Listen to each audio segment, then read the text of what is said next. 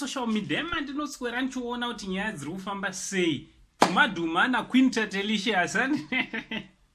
Quinta Delicious ane live yakaitawo vazukuru yandinoda kuti ndinge ndinokuzivisa kuti anga achitiwo kudii handiti so chiteerera kana unga usati wasubscribe paSaint TV aiwa Saint TV YouTube channel, subscribe, turn on your notification bell so that whenever we upload a video you will be notified. Also hande tinofollowa nekulike our Facebook page rakanzi Saint TV handiti vazukuru ndokumbirayo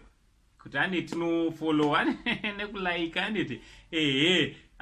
also Saint Trending TV ndaisa pa first pinned comment hande tinozvionera video rachiona achitaura Quinta Delicious handiti panga achitaura nyaya yekuti zoni iye anenganga yake akaenda kwa Ndunge handiti zvekutoti pakashayika sekuru Ndunge may his soul continue resting in peace handiti hanzi ndakatozomhanya nekanguwo kandandakasengawo kuti ndinosarenda kuitira kuti zvisazondikanganisa handiti achitaura kuti zvoni naJapraiser hanzi vanoitwawo kun'anga yawo yekuuzumba maramba pfumbwe area idzodzo hanzi vane n'anga yake yakazofawo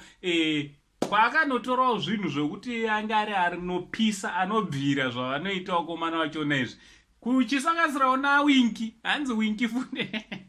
Winky D hanzi akaendawo kunotorawo urombwa hwake handisiri kudaro ndiQuinta Delicious handiti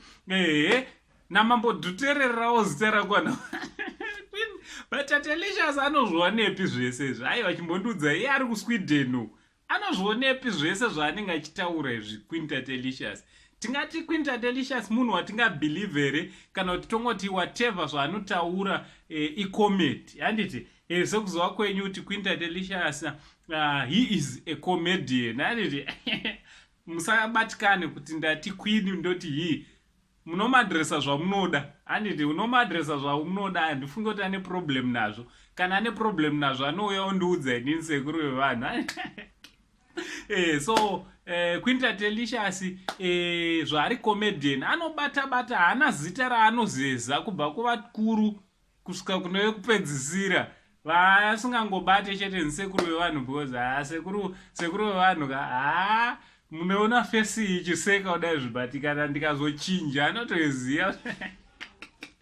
ndomuundura handiti so what do you think naQuinta Delicious wazukuru nekomedo rake rekuti anobata mazita evanhu hazvisiye damage here kumazita evanhu kana kuti it's just for fun? From Uncle saying the only Zimbabwean uncle, hakuna umwe anongati pfirinyi ndini uncle, batai mumuinze padare ndichibva ndatichi much love.